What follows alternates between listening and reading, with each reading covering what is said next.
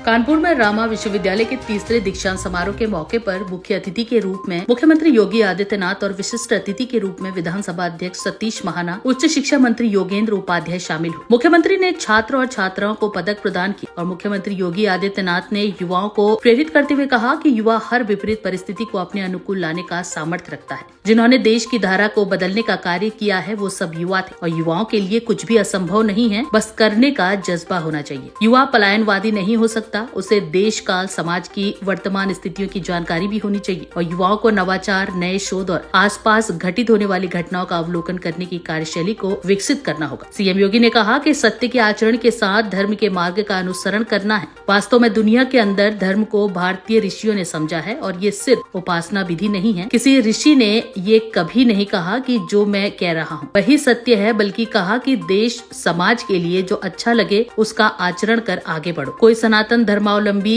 ये नहीं कह सकता कि जो मंदिर जाए वही हिंदू है और जो नहीं जाएगा वो भी हिंदू है।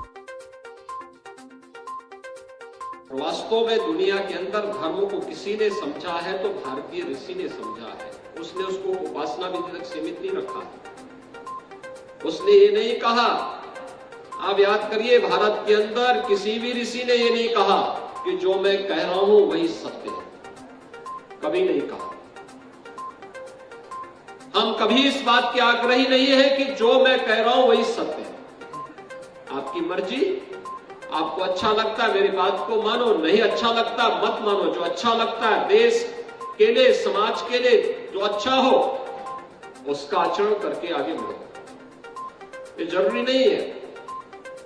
कोई भी भारत का सनातन धर्मावलंबी ये नहीं कह सकता है कि वह तभी हिंदू है जब वो मंदिर जाएगा। जो जाएगा वह भी है, जो नहीं जाएगा वह भी है। कोई बाध्यता नहीं उसके लिए। यह आवश्यक नहीं कि मैं वेदों को मानूं न मानूं, मैं शास्त्रों में विश्वास करूं न करूं, तब भी मेरा हिंदुइज्म कहीं बाहर नहीं जाने वाला मुझसे। वह मुझे तब भी जोड़ करके लेके चलता है। इतनी विराटता, इतनी विशालता, क्योंकि हमने धर्म को क्या कहा? धर्म क्या है? धर्म को हमने उपासना विधि तक सीमित नहीं किया, किसी एक इष्ट तक और किसी एक ग्रंथ तक सीमित नहीं किया। वेद तो दुनिया के सबसे प्राचीन ग्रंथ है। वेदों की परंपरा हजारों वर्षों की परंपरा है। सृष्टि के उद्भव के समय की परंपरा है। एक ऋषि ने नहीं रचा, अनेक कालखंड, एक लंबा कालखंड में अलग अलग ऋषियों ने अलग अलग ऋचाएं रची।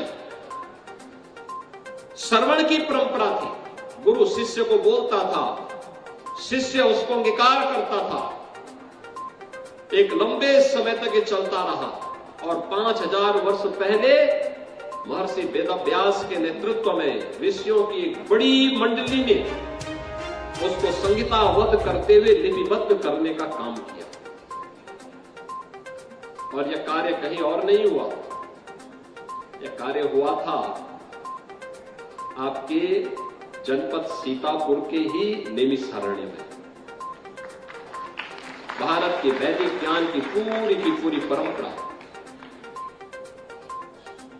जिसको आज जिस रूप में आप देख रहे हैं, याद रखना, हमारा व्यक्तिगत स्वार्थ कोई मायने नहीं रखता। हम सबके सामने एक लक्ष्य होना चाहिए, वह है राष्ट्र धर्म का। मेरी कोई भी मत और मजहब होगा, कोई भी उपासना विधि होगा, वो कोई मायने मेरे लिए नहीं रखते। अगर वो मेरे राष्ट्र धर्म के सामने आड़े आ रहा है तो मुझे उसको एक और करना पड़ेगा, अपने राष्ट्र धर्म को सर्वोपरि मानना पड़ेगा। और राष्ट्र धर्म को सर्वोपरि मान करके अगर हम कार्य करेंगे तो भारत को दुनिया में आगे बढ़ने से कोई ताकत रोक नहीं पाएगी। याद करना, पूरे विश्व का ध्रुवीकरण आज भारत की इर्द गिर्द होने जा रहा है। अगले 10 वर्ष की यात्रा को अगर आप देखेंगे तो यात्रा शानदार तरीके से आगे बढ़ रही है और उस शानदार यात्रा के लिए आपको अपने आप को तैयार करना होगा। मैं यहां पे विश्वविद्यालय से 2-3 मुद्दों पे जरूर बात करूंगा। एक, ट्रेडिशनल मेडिसिन, यहां पे आयुर्वेद का भी है, एलोपैथ का भी है। ट्रेडिशनल मेडिसिन और मॉडर्न मेडिसिन को जोड़ करके कैसे आप एक अच्छा कार्य आगे बढ़ा सकते हैं, इस पर व्यापक रूप से आगे बढ़ने की आवश्यकता है। टेक्नोलॉजी का उपयोग करते हुए कैसे हम दूर दराज के गांवों में टेली कंसल्टेशन, टेली मेडिसिन की सुविधा उन लोगों को दे करके और यहीं पे बैठ करके, आपका कोई टेक्नीशियन होगा, वही टेक्नीशियन वहां गांव में जाकर के लोगों को उसके साथ जोड़ करके सामान्य मरीजों को वहां रखिए। जो गंभीर मरीज है उनके लिए हॉस्पिटल की सुविधा हो, अनावश्यक भीड़ भी दूर होगी, लोगों को गांव में ही सुविधा प्राप्त हो सकती है। बहुत आसान है, बहुत अच्छा हो सकता है। या टूल का इस्तेमाल इसमें कर सकते हैं।